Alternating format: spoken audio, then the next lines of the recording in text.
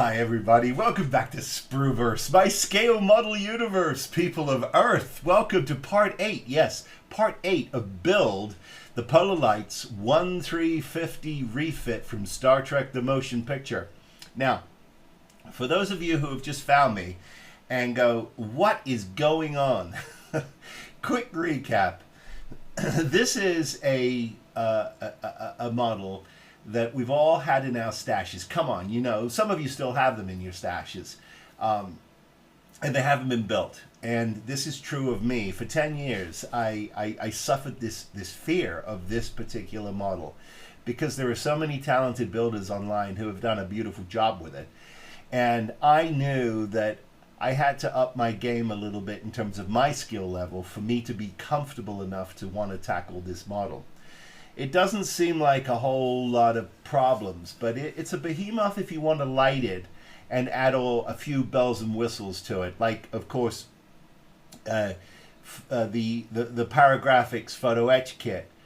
The great Lou Dalmaso's masks are out there for you to do a really beautiful job with this, you know, depending on how you want to do the Aztecing on it. Now, so I just decided to tackle this, and I also put a sort of plug and play lighting kit into it, which had its challenges and has its challenges all of their own. There are 7 previous parts to this build series, so if you want to follow along from the beginning, feel free to go back and sort of knock yourself out because there's a lot of content there. But here we are in part 8, and as promised before Christmas, that we were going to paint this using the Aztek dummy paint masks from the great Lou Dalmaso. And of course I've hinted at this quite a bit, and you know, I'm not very good at keeping secrets, so most of you who follow me and know I'm a friend of Lou's and Lou's a friend of mine, that we will be having a special guest here. And I am thrilled, absolutely thrilled to have the great Lou Dalmaso with me here at Spruverse in the Spruverse Studios in California. And he's going to give us a masterclass on how to use his masks. Now, we're not going to obviously be able to complete the whole thing. We're just going to do, you know, we're going to get used to them. We're going to get his tips and tricks on how to use them. And we will start to actually apply paint to this thing of beauty. But before we dive in and we get to the next segment, which Lou will be with us live and in person, and I'm thrilled to have him here. And we'll do another introduction once he's here in the next section, because you can never introduce Lou enough. So anyway, I'm a big fanboy, and I'm just honored and thrilled that he's going to be with us. But before we dive in, some housekeeping. In a previous segment, I complained about the Shapeways 3D printed, the 3D printed impulse engine cowling, and I complained about it. Here it is. Let's take a look at it. Now, I liked it because I liked the as you can see, these really beautifully printed grills, I should say. And of course, how well I was able to paint this by simply just painting the back black, obviously, and then, well, I painted the whole thing black and then hitting it with the white. And then, of course, dropping a little bit of my panel liner in there, and this just came out like a thing of beauty. I mean, I was absolutely in love with it, until I tried to put it on the model, on the saucer. It didn't fit. It was too squat, and it just didn't make any sense. And I really spent a lot of time complaining about this. Now, because I have awesome subscribers, I don't know how this happened, but the great Mark Farinas, I hope I'm pronouncing your name correctly, Mark. Forgive me if I'm not. But Mark is the designer of this piece. And he reached out to me because I guess one of my subscribers knows him and says, "Hey, dude, this guy is complaining left, right, and center about your cowling. What's going on?" Well, Mark reached out to me and he said, "I was the designer of this, and could you please explain to me what's wrong and send me some photos and some measurements because I want to make it right." Awesome. So we did. We corresponded back and forth. I sent him photos and sent him some images of it and showed him what was wrong. And he said, "Yeah, you're absolutely right. It has been somehow there's been a goof up in the specs for this file. I'm gonna make it right to you. I'm gonna fix the file and I'm gonna send you a new part." Who does that? That's a gentleman, and I really appreciate it. So a big thank you to Mark, and whoever the subscriber was who turned Mark on to me and said, "Hey, there's a problem." Bless you both. Thank you so much. That's a camaraderie. That's what this community is all about. Sharing and all being one giant group of friends and fans. So I greatly appreciate it. And I want to say, here is the new part. Here it is. So this is the new one. And I'll put it side by side with the old one. And hard to tell from camera, but it is not as squat, and it's a little it's a little sort of much shorter here, and it's a little wider on the ends. Anyway, trust me when I tell you, it fits like a glove. It's absolutely beautiful. So we're gonna get this one light blocked, and we'll hit it with our insignia white, and we'll get the masks on. The masks are in your Aztek dummy masking set, of which I had 3 packets, not only to stimulate the economy, but because I could. What can I tell you? So anyway, we'll get this all cleaned up and ready to go, and that will be that. I have been working on the the AB deck. Here's that is here, and it's got the pearlescent paint on it, and it just is beautiful. It just is beautiful. So I couldn't be more excited with how this is all coming together. The reason why this part is on the bench. Now, there are 3 parts, right? There's my saucer, my nacelles, which I consider a part, and then there's pylons, neck, and secondary hull. That's the 3rd part. So it's in the 3 parts, left like this, so that it can be painted, so that it can be handled correctly on the bench. Otherwise, it's just too wieldy, and you can't do it. At least I don't think you can do it. So I had a little bit of cleanup I have to do on the secondary hull, which is why it's on the bench, and I'm going to take care of that right now.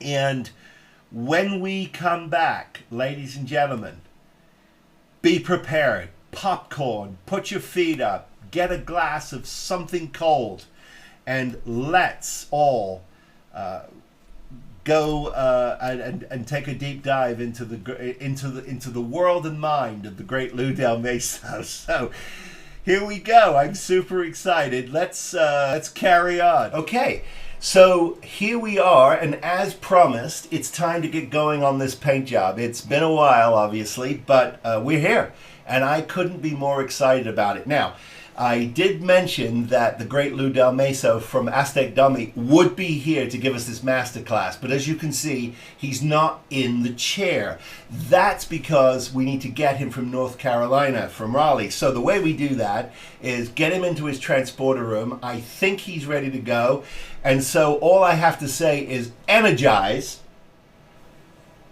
Where am I? Okay, Phil, it's good to see you. Great to see you, Lou. Welcome. And thank you so much for agreeing to be part of this insanity. Agreeing? I was drafted. And it's just absolutely a delight to have you with us. And I for one, I know this sounds ridiculous, so take it with a grain of salt. I'm a fanboy, Oh, well. and I take everything you say very seriously. And seriously, having said that, I talk about this all the time. The hobby to me is the passion, right? And I really love it when people come to their benches. I don't care if they're there for 10 minutes. I don't care if they're there for 10 hours. Just take time for yourself, enjoy your hobby, and build something. Well, I hope not to let you down. Well, you certainly won't. Okay, for those of you who are joining us and have no clue what's going on, welcome. If you like my content, please like and subscribe. I really appreciate that. But quickly, the great Lou Dalmaso has something called the Aztek dummy masks. And if you're not familiar with his masks, we will be, yes, there we go. We will be demonstrating the masks today, talking about the masks and why they are so critical to a successful outcome if you're going to try and Aztek anything. Not just in your 1-350, right? But any of the other scales that Lou offers masks on. Lou, what other scales do we offer masks Oh, on? good Lord! What don't we? I mean, mostly it's Star Trek. Okay. Some Star Wars, a smattering of Galactica, but just about anything where there's a monotonous, repetitive, tedious thing that needs to be done. I'm your man. Okay, he's your man. So please don't email him for masks. Go to Cult TV Man, and that is where you're going to find his masks. Everything is there. And If you're in the UK, you can go to Severn View Hobbies, okay, and also Federation Models here in the States. there you go. So that is where you're going to find the masks, and not just for the 1-350, but for a whole range of your kits. So that is one commercial of many shameless commercials we're going to be talking about.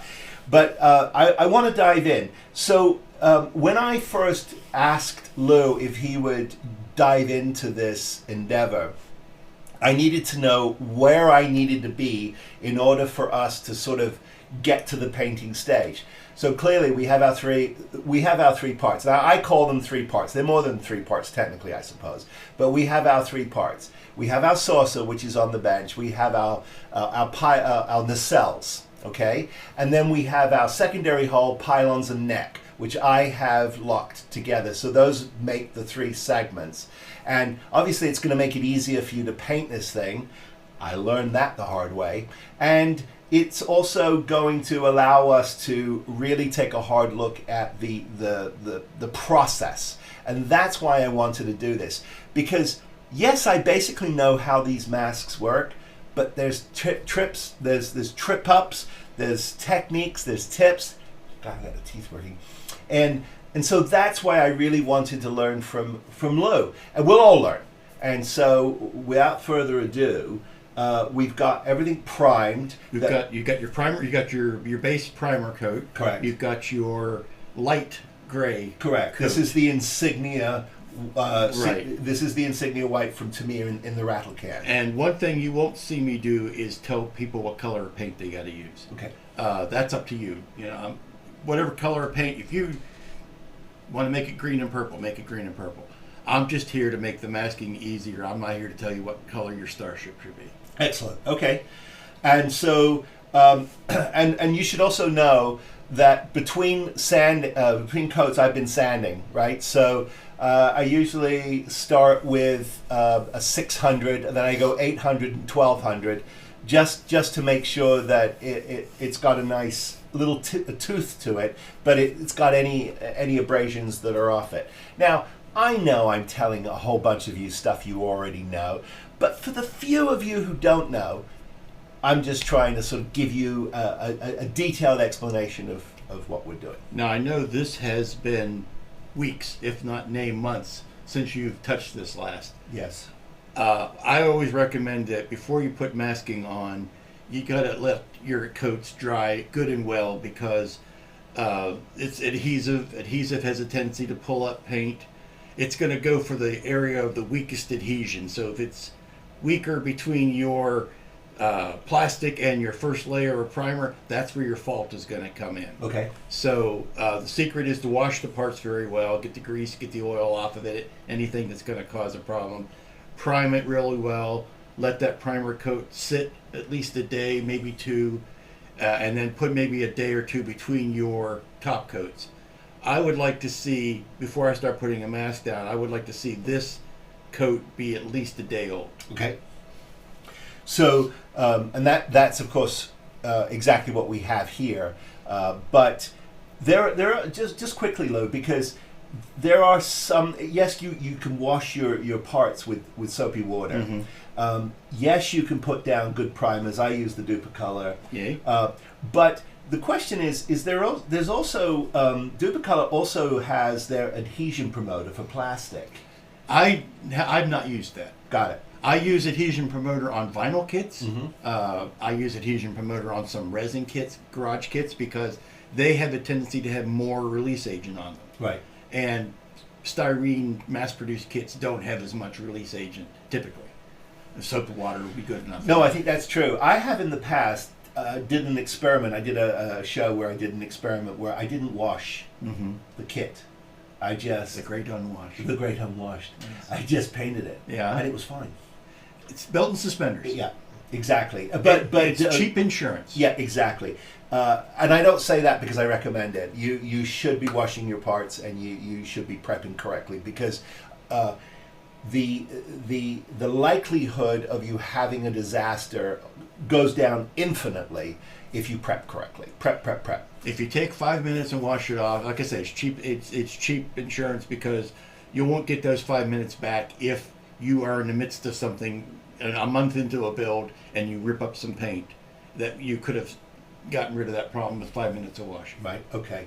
So we're going to start with the base coat. Is that fair to say, or the base Aztecing procedure? We are going to start a little bit differently, because you're Okay. putting the color. You're putting the color shift. I am. I'm pulling the color shifts down. So we're going to start with the pattern enhancer, Okay. and then we're going to put those down. We're going to spray our multicolors and have lots of sexy fun doing that. And then once that is dried, we're going to put our major masks on, the positive negative Aztek shaped masks. Okay. Can you show us what the enhancer kit is? Why, certainly, young man. I happen to have one right here. And this is obviously available as well. This is part of it. And you ask for the 1350 patent enhancer. Right. It's AD68. I have 80 products. Can you believe that? That's I have awesome. 80 products. Yeah. And not to belabor the point, because we'll show how it goes down. It's just an elaborate stencil, Okay. but it helps you with a consistent design all the way around. Okay. Do we want to let's get a quick look at this. So this is what you're going to get in the enhancer package, and very clear instructions, and obviously back and front. So lots of details. And as Lou always suggests, if for any reason you are not clear on anything, you can reach Lou at aztekdummy@att.net. there you go. And it's always on the it's always, except it's not here. It's on the regular refit template. well, the email address is always on my instructions. so I guess we need to do a reprint. You're on your own with these. Okay, so here we go. So patent enhancers. Yes. I don't have any clever way of saying it other than you peel them off, put them down, spray your paint through it. So I guess we need to start by getting your first color of your color shifting paints. Yes. Get in the brush and get it ready. Let's get it ready. So we're going to do all that so that you don't have to watch all that insanity, and we'll be back in just a sec. What we've done here is Lou is starting to help me prep the different pie shapes so that we can start the painting process. And we've cut them and weeded out the parts we don't need. So you end up with this. And now what we're going to do is we're going to pick out and remove the pieces that we no longer we want to paint. So we're going to choose those pieces and pick those out. Now, in your humble opinion, is there a strategy to this? Is it just random? Does it not matter? Well, what we're going to do is we're going to remove all of them. It's going to be a big old piece of Swiss cheese by the time you're done. Okay. And then you are going to decide for yourself what holes you're going to paint what colors through. I'm not a stickler that says, well, on the model, this particular square was green, so I have to make it green on my kit. Okay. You're giving the overall impression of the iridescent effect. You're not going to be devoted to making it match one for one. Okay, so step one is to remove everything. Step one is to remove everything. Okay. And you can get really crafty and just do it like that, and that gets a lot of them out. Holy moly. I wouldn't even... oh. And then what's left, you can pick them out. I've done this a time or two, so now I've got this all over my hand. And you're going to find... Here, stop it. You're going to find that... Now, you're doing this. The first thing I'm going to say is the masking material itself is actually very friendly. So, you have to be, obviously, yes, you have to be careful, but it's quite forgiving. It's not a delicate thing. You can stretch it out of shape, and the longer and skinnier your piece is, the more of a risk of that happening. But on a big, wide chunk like this, you can be kind of casual with it. My finger. I'm honestly not trying to give you the finger, Phil. I just happen to have that one exposed. And get used to having a million of these little yellow squares stuck where you don't want to have them stuck. But that's between you and your vinyl. So we're and you can go through and pick these out with your X-Acto knife if you are more of a X-Acto blade kind of guy. Yeah.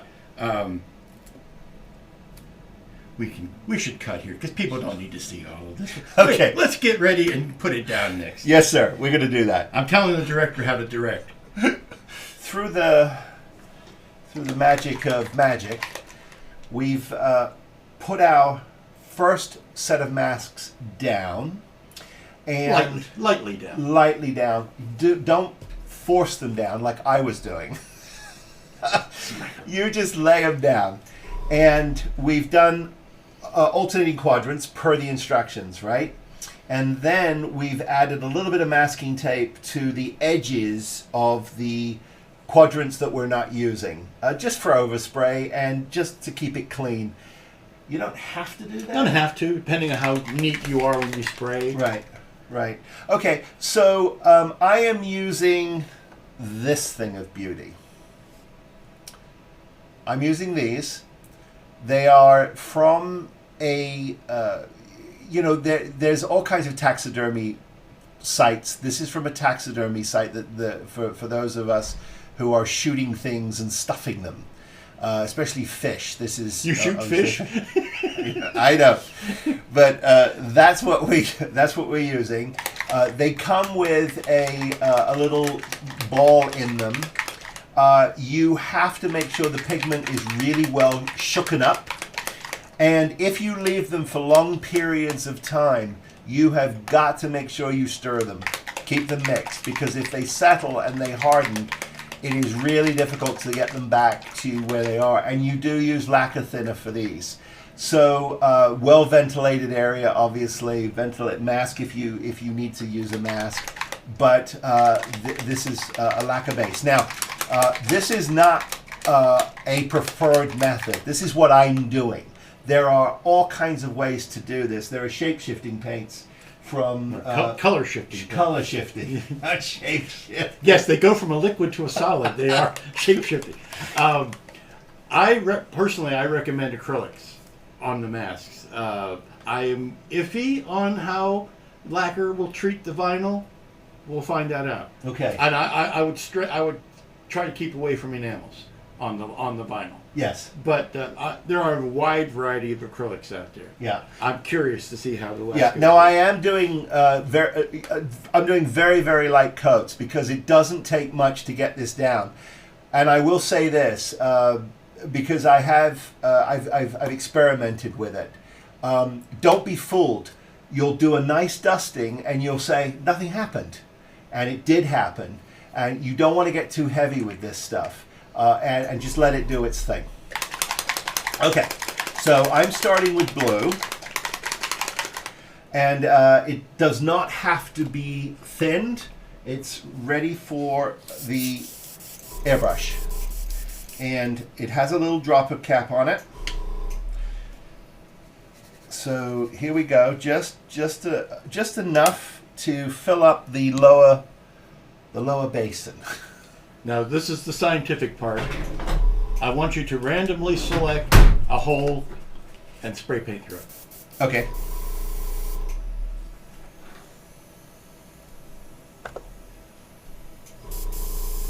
Too much. You're just picking and choosing whichever ones you want that you think will look nice. Try not to do like the same one in every, like, because the pattern does somewhat repeat. So you try not to do the same one in every mask, or else you'll end up looking maybe a little too uniform and not random enough.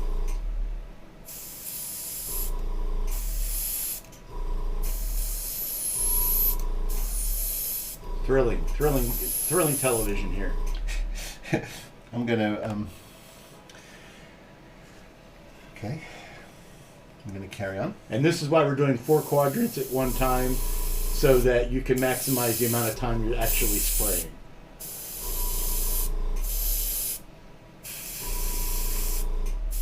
And don't feel like you're obligated to use every hole in every mask. It's strictly dealer's choice.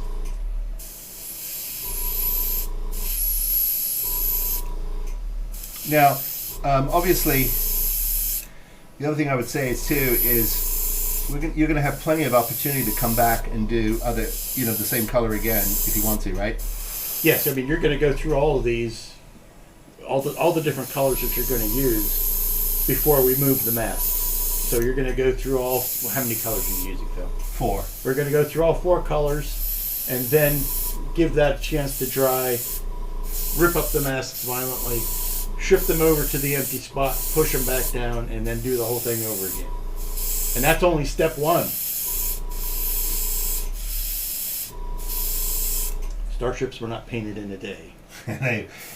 Now, curiously enough, just the mechanics of this, not the mechanics, the sort of why these shimmering shapes? Was it intended to be the plating system? Yeah, the story goes that the expanse of the Enterprise hull, they really wanted to show just how bloody big the thing was, and they didn't want to leave a hull up like a Star Wars kit. So they used the shifting pattern of the plates to give the sense of scale to the size of the ship, and looks good under the studio lights and all that kind of stuff. Okay. Now in the novel, they had a rather interesting explanation of it, because the Enterprise was being rushed out of dock to meet V'ger before it was ready. That it was one of those things where Kirk was on inspection, saw it. The Enterprise didn't have its top white coat on yet because it wasn't done. But Kirk saw the look of it, liked it, and said, "We're not going to do that anymore on Starship." So everything became Aztek after that. Now that's just in the novel. That doesn't exist anywhere else in canon. But I kind of like the idea that it was. Of course, they still had time to write the numbers on it. So go figure that out. I love it. I absolutely love it. May I do the top ones as well, or no? Yeah. Okay. You've been good. Yes. That's part of the thing. Okay. Well, I don't want to. You didn't tape those off, so I hope you're neater. Yeah. You may want to be using your Post-it notes to kind of shield. Okay. Yes, sir.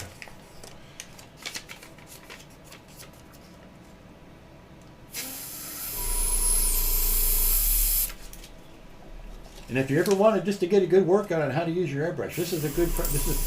I can't think of a better practice. Right. No, we're gonna.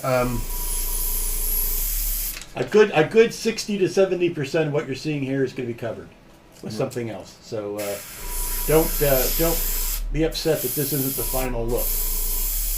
You're putting in a a texture that is going to be many layered. Okay. So, and in fact, on this overhead, you can actually see where it's poking through the blue. Yeah, it's a lot easier to see it there than it looking straight across. It's kind of cool. Mm-hmm. Okay. So, this is step one.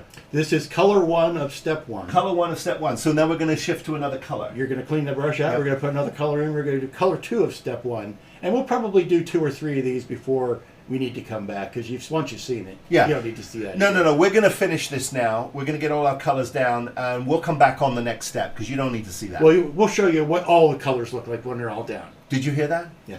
We're going to show you when all the colors are down. Yeah. That is why we have a professional here, folks. Because Hey, try this at home. Try this at home. You're a professional. I'm so excited. I'm like a giddy schoolboy. All right, stick around, and we'll be right back. Okay, so 4 colors are down. Let me just tell you what I'm using. Again, this is the polytranspar tape. Paint. Listen to me. 4 colors: gold, green, red, and blue. And we have gone around and sufficiently tried to do random patterns and cover everything. Ooh, that's pretty cool. Yeah. That's pretty sexy. I'm very happy with that. It gives you a really nice chance to see. And that's the whole trick of it, is it looks white from every other angle. Yeah. Except for when you put it on, twist it into the light. Yeah. So this is round 1. What we're going to do now is we are going to give this a good 20 minutes. 20 minutes, just be safe. And then we're going to lift these masks off. Live and in person. Live and in person. I know. But what I do is I give myself 5 seconds of black to cut the scenes together. It's my old producing. Get a header and a footer on just to make sure that everybody's got what they need. Yeah. And Okay. speaking of getting what they need, we are now ready to lift these masks up, and we're going to move them into the quadrants, the sections. What do you call it? Well, it's not quite a quad. It's an eighth. An eighth. An eighth-rand. Yeah, the eighth An octagon. the parts on this saucer that have not been painted, and we're going to do it all over again. But we wanted to show you what removing these masks. Now it's been a good half an hour. Yeah, it was a very good half an hour. It was a very good half an hour. It was a very fine half an hour. In which we looked at a studio scale Narcissus and a 160, 165. 1650. Yeah, 160. And he got numerous phone calls. And from his Cocos. We'll be right back. So we're back after about a good 30 minutes. And we have laid down our 4 separate colors. And now it's time to lift the masks. And we're going to move them to the other quadrants. And we're going to carry on doing exactly what we did in these quadrants. Is that correct? That's it. We're going to do it all again. So I need to take a sharp hobby knife. Yep. And I'm going to find a corner. And we're going to we need a place to set them after we're pulling them the off. masks. Yeah. Okay, so here are, I've got 2 of these. That should be enough. We save the, just make sure we don't put the sticky side down, because you don't want to stick them onto the paper. You're going to put them upside down. Yeah, you're going to put them sticky side up. So we just need to, what that's going to do is once we pull these off, they might stretch a little bit out of shape. And then by the time we set them, and by the time we're finished, go back to the first one. It's kind of moved back into retained its normal shape. Got it. And then we'll talk about, we'll talk about this section where the impulse crystal is. Yeah, because we're going to have to cut around that. Basically cut one of the templates in half. Right. And that will allow us to lay it on both sides of it. Right, okay. So I'm going to... No. You scared the crap out of me. I would start at the small end, but that's just me. No. And okay, let me go overhead so they can see this. Go ahead. a little stripper music would be nice, appropriate at this point. Yeah. Oh, sorry, that might be copywritten. I can't do the rest of that. See, it's a little bit distorted, so we're going to lay that down upside down and let it get back into shape. So put that back over on the table. Leave her alone, and she'll come home. Yes. is what I say. Okay. You can already see Now the loveliness. Look at that. You really can. Oh, there, right there. Right there. You can see the loveliness. Oh, wow. That is extraordinary. And it has the, okay. This is the first time I've ever done this, so I'm sorry if I sound like a schoolboy. But in person, this is a wow factor. So to have these masks and to do this, the satisfaction is beyond. You cannot do this without a mask set. You can't do it. You can. It just takes a whole lot longer than you want to do. You're hearing that from a pro. And if it's something that's tedious and takes away from your joy, then it's not helping your modeling is supposed to be a pleasurable thing, right? And if your masking is adding stress instead of removing stress, go collect coins or something, because it's supposed to be fun, right. And it's little aha moments like this that make it fun. It is fun, and I have to tell you, weeding out the parts inside of these is very zen for me personally. You do it quietly. We were sitting here just chatting, but they weed quite efficiently, and they go down quite nicely. He's stalling because he doesn't want to pull the next one up. No, I'm not stalling. Go from here. Yeah. And carefully. And just kind of do a little shimmy shake when you're pulling it off a little, so that it doesn't stretch too far out. And again, this is all a function of how aggressively you rubbed it down to begin with, because if you put just a little bit of pressure on it, it's going to come up a lot easier.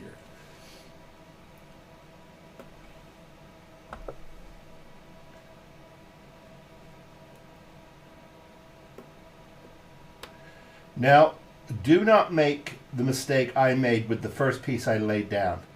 I tried to smush it down too hard. You gently lay these down. They do not need to be firmly squeegeed down. You don't do that. You're gingerly with them. And as you're coming up, just let it do its thing. Don't yank it. Yeah, you work the corner there. And it does want to come up. And it's got a really just enough tack, in my opinion. I'm not fighting it. You're probably the first person to tell me I wasn't too tacky. He's here always. Yeah, I'm here always.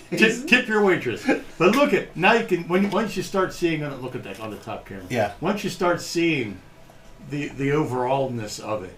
Yeah. It's fun in little stages, but when you start seeing the scope of it on the do the next one. Yes. Yeah. I'm going to do this little one right here. Okay. And these finer ones are a little bit pickier. Okay. And as Wayne says, plaster's on the standby, because if you've got blades, chances are there will be blood. Well, if you're him,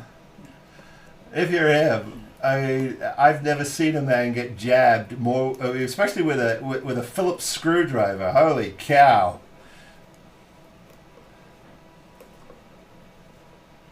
Now, lest you worry too much, there are a gracious plenty of these in the set. So if you end up ripping one, it's not the end of the world. There are extras.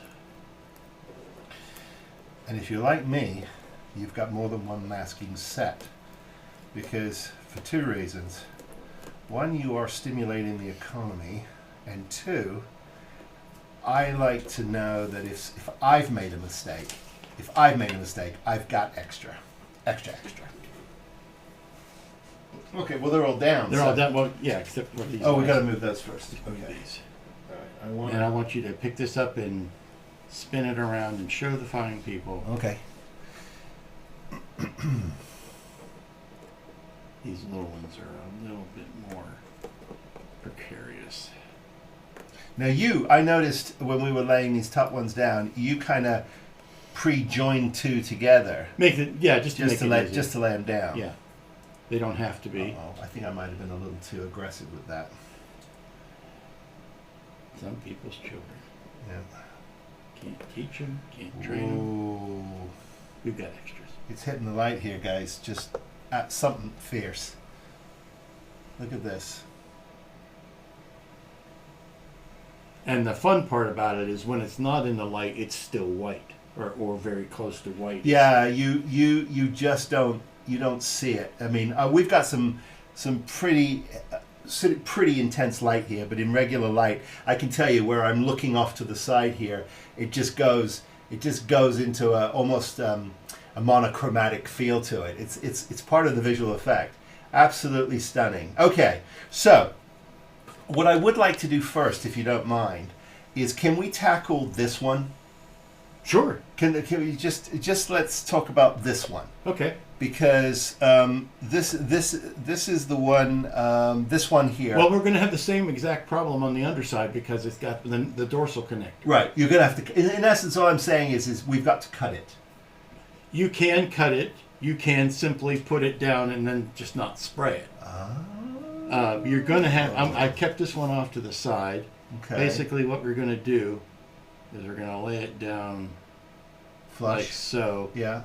And then you can. Now, should I be clever and put this No, up? what we can do is we're going to, since we don't need this again, Yeah. we're going to lay this down and then we're going to take our sharp X-Acto blade and we're going to cut out around the impulse deck. Okay. Okay. So I'm just going to squeegee this up Just want to to make sure you can see what he's my doing. on. Yeah, you are. Okay. Let me just push you there. There we go. See, I'm going to push this up to the impulse deck and I'm just going to cut it Okay. where it's hitting. Just a little choppy here.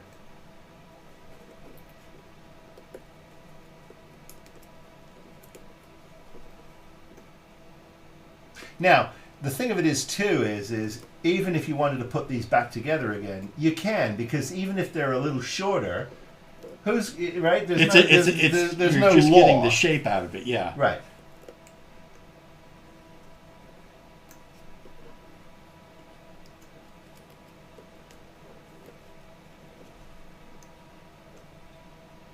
Now, it is true that this top of the thing, coughing while I'm trying to speak. Sorry, I have been tested. I was too, and they said I was fine. You don't want to know what they said about me. Yeah, the impulse deck itself doesn't have this same sort of Aztecing on it, so you're going to want to block this top off either with full tape or with just your carding when you are painting it, so that you don't get any errant sprays on that. But So nothing at all on the impulse crystal. I don't believe that there is. Now, as Dr. Scholl once said, I stand correct. I could stand to be corrected. Yeah. But No, we'll go with none, because I also like the contrast of that. Yeah. So I know there is no panel Aztecing. Now, there might be some prismatic Aztecing, but it's not as pronounced as the... now, am I stand corrected if I'm incorrect here, but we're going to do some blending as well. There will be a blending coat. So There. look at that. You just trim out that deck, and now you're good to go. And then you can use this piece anywhere else on the ship if you just want to paint a texture pattern. So we're going Yeah, hold on to that. Okay, upside down so it's not. Yeah, or if you've got some of the wax paper there, you can lay it face down. Yeah, I do. But now we've got these blank spaces where we haven't put any of the templates down, and we're just going to lay them over that and carry on. Okay. So, and that's just the function of just lining it up. And because they've already been used once, they're already a little less tacky than they were the first time. So you might want to push Down a little harder. down a little harder. Well, for sure, what I want to do is make sure that I have some contact. Yeah. Okay. But it's naturally less sticky because it's been used once. Yeah. And now we're just gonna, I'll go ahead and do these small ones along the top.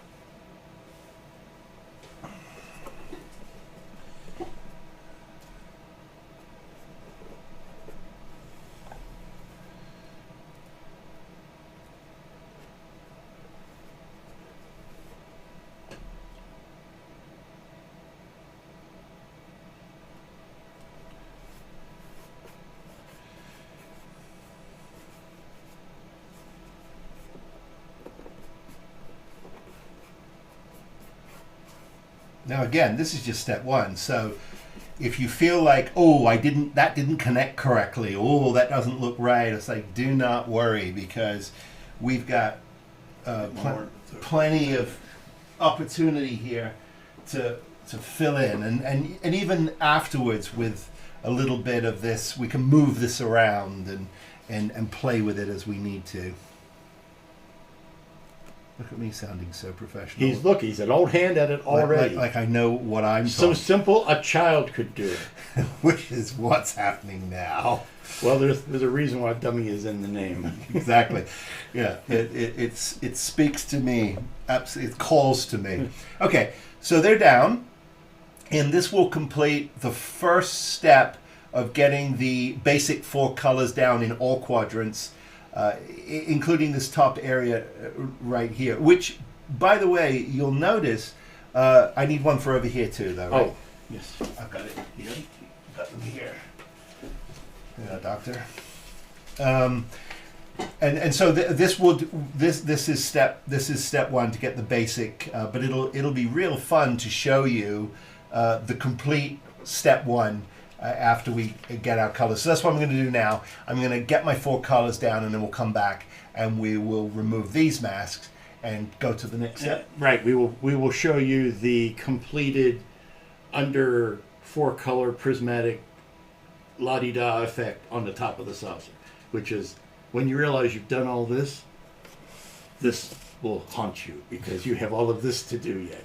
And by the way, that is just a small example of why this kit is overwhelming to me, an average modeler. It is, because it is just it's not that it's so super precise, but you have to take your time and you have to just slowly get around it. It is the sheer acreage. It's a sheer.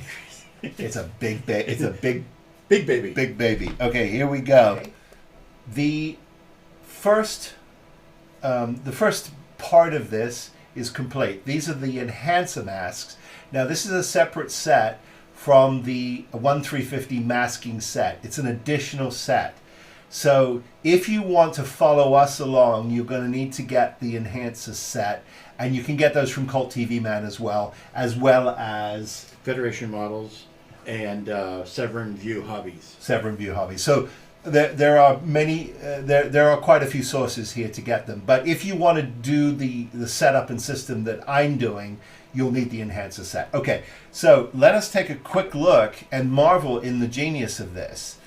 Let me get it over just a hair.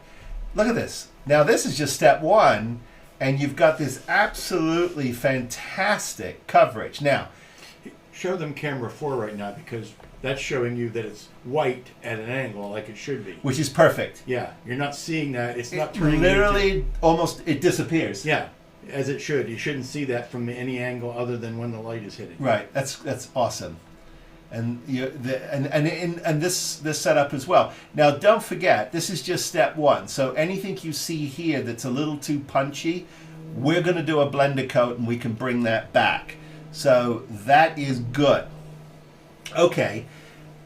What happens now? What happens now is we apply the standard Aztek masks to the top of the saucer from the regular set. We are In just the 4 quadrants like we did? No, we're doing the whole saucer. The whole top. kit and caboodle. We're doing the whole caboodle and kit. Okay, so we're going to weed, we're going to cut those pies out, weed them, lay them down, and Then we cover the whole thing, the whole enchilada, with a lighter white color that's maybe a shade or 2 lighter than this. Okay, so we'll talk about that again. I'll reinforce that. Let's get this set up, and we'll reinforce that in just a minute.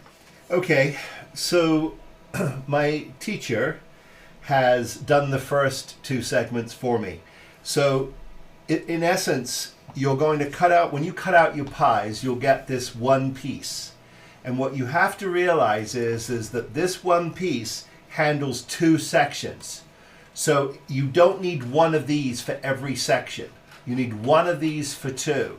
So for those of you like me who said to Lou, you didn't bring enough masks. So he had to explain to me how this works, and he was kind enough to get one set up for me. Here it is. Get it on camera. Here it is. And that is this segment for 2 sections. Yeah, there's a lot of very similar sounding phraseology here. Sections, segments, pies, Right. wedges, and all that. The important thing to remember is one of these does 2 of these.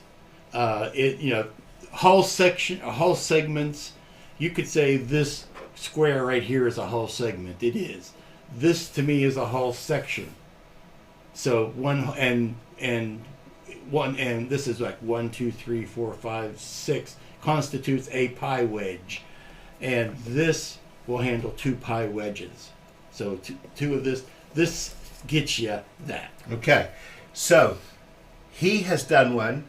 Now I'm going to do one to demonstrate that you do not need more than a 5th grade education to do this. I've done one. I will now go off and read a book while he does the other. Because this could be 2 weeks. No. I'm gonna. I think I have it. He's gonna supervise, and I will do this now without a net. Where's my writing crop? And then is it? You'll need a writing crop, and then we'll show you my results, so that we can show you that we can all do this. And I have to say, I'm having a blast. Stick around. So Later that same day. later that same day, here's what we've got. We have masked the complete saucer, as you can see here. And once you get going, it is actually very easy. It's a lot of fun. Take your time and just follow the logic of it, and you will not have an issue. It is really that simple. And trust me when I tell you, if I can do it, that's right. He can do it. I could do it. So what I'm going to do now is I'm going to put a little masking tape on my bulb so I don't get any paint on them. And then we're going to give this a blending coat of the white that is going to be the final color of our ship. Now I'm using the insignia white from Vallejo. I like it. It's got enough gray in it to make me happy, but it is not too white, because that's my concern. If it gets too white, for me, it feels like a plastic toy, and I don't want to do that. So I'm happy. I'm happy with that. Now We've made a color test to make sure that this, because we've done all of this work. Right. We want to make sure that the color we're putting on it is the color we want to put on it. So make a test. Make yourself happy with that first, because there's no going back at this point. Now, interestingly enough, as it's drying, it is definitely lighter than the insignia of the. But in your humble opinion, could it do with a few drops of white? Because there's going to be so much of it. Let me get the old people. Because in the light, in the it's center, white. in the center, that looks fine. That's what I think. Yeah. In the Okay. center, it I looks really fine. don't want to go whiter. No, and if we decide after it's all said and done, before we put the last coat of your flip flops on, Right. I keep wanting to call them translucents. They're not. They're your Pearlescence. Pearlescence. We can always dust it with a white if we need to. Nice. Okay, so here you go, and we'll plow on. Okay, so what we're doing now is we're going to put a very sort of, I would call it a light coat, really, that's all it is. A light coat of our finish. This is our final look. And this is going to be the base for our next set of Aztecs. So in essence, what the what do you call these? Not the enhancer. It's the enhancer packet, the Right. enhancer kit.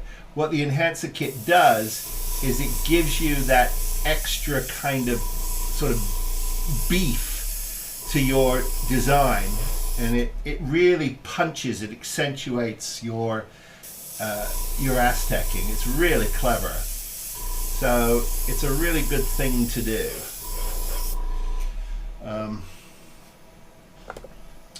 And that's what we're doing now. Nice and light.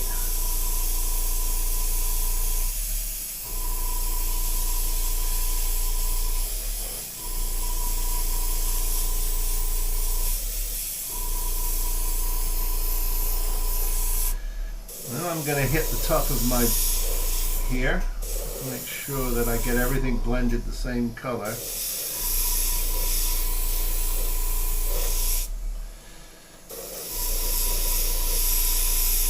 And you can see by how strong the yellow is where you might want to put some more. Okay. Because it's the lighter, the lighter it is, that means the more white you put over it. Yeah.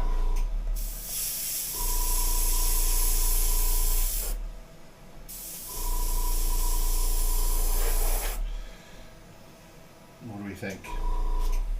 Looks like we need a spot right in there.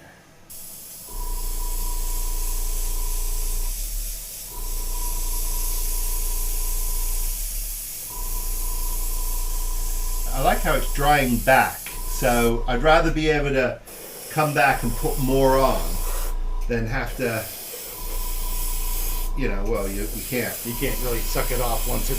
You can't take the paint off of it once it's there. All right. And now comes the thrilling part where we watch paint dry. And we wanted to get to this spot now. So this is a Tuesday. We're recording on a Tuesday, and it is, you know, look. It takes a chunk of time to put these down properly. Take your time. You know, this is not a race. So give yourself the time that you need to do this right. If you have to take a few days, take a few days. But just remember that it's not a good idea to leave masks down for extended periods of time. Especially if your kit is going to experience temperature changes. Yeah. Wild swings. So now, when I do have things masked, like I'm using the mask here to cover up my my crystal, once in a while I'll take it off, and I'll take a look, and I'll put a fresh one down, which is why I do recommend a couple of extra kits. Now, extra masking sets. Now, that does stimulate the economy, and you can certainly do this with one. And there are some of you who could even cut a circle, so that's fine too. But I always make sure I do give them a lift, even on my windows. Give them a lift, make sure we're okay, and I either gently put them back down or replace them. That's what I do. That makes sense. So we're at the end of our business day for today. We are. We are going to let this dry overnight. I might take this indoors, so that if it gets real cold out here tonight. Oh, it doesn't. The heater on. Okay. We stay. It's going to be climate controlled. Okay. Yeah. Then leave it here. Leave it here. And then leave it here and get a beer. Ooh, it's beer 30. It's beer 30. And then tomorrow, the first business of the day will be to remove all this hard work that we've put on today, and then we'll be putting the final color coat on. Yay! Stick around. Okay, so this is my wrap up for part one of what it turns out it's going to be a two-part session with Lou. I've taken him to the airport and said goodbye, and that was bittersweet for me because it was an amazing week. So, but I'm just so incredibly grateful that he made the effort and took the trouble, and his kindness, his patience, his generosity, and his talent should be recognized by one and all. So, Lou, thank you so much for an incredible week, a week I'll never forget. So, this is the conclusion of part one. And in part two, we will continue with the process of the final go round with our polyspar lacquer based paints, and this is the polytranspar. Forgive me, I'm not paying attention. This is from a company called Wasco, WASCO. And they're in Granite Hill, North Carolina, so they're around the corner from Lou, if you want to go this way. And it turns out that they are very forgiving. They dry to a really nice hard surface, So definitely a big thumbs up from me. I didn't get a chance to ask Lou whether it got a thumbs up from him, but definitely definitely a go-to for me. I think going forward, because I think if you're going to do color shifts, this is really a premium product. Now, again, there are other ways to go, so I don't want to suggest this is the only way to go. This is the way I went with my refit. Okay, so I look forward to seeing you all again next week for part 2, where we will go through to the complete finish of how to Aztek this saucer, and we'll even do a little bit of work on the strong back. And I've also, while Lou was here, I had the good fortune to be able to sit down and just have a fireside chat with him. So there'll be a separate video with that about just really about model making. Really, it's not, oh, where'd you come from, what's your education? No, it was just a really nice chat about model making. So look for that in a week or two. Okay, well, so that's it for part 1. Look forward to seeing you back here for part 2. And as always, please don't forget, if you want to drop me a line, you can do that. I'm sprueverse@gmail.com. Leave a comment below. Follow me on Sprueverse. Please don't forget to like and subscribe if you like my content. And of course, as always, I wish all of you, please be safe, be well, build something, and I'll see you here next time. Take care, everybody.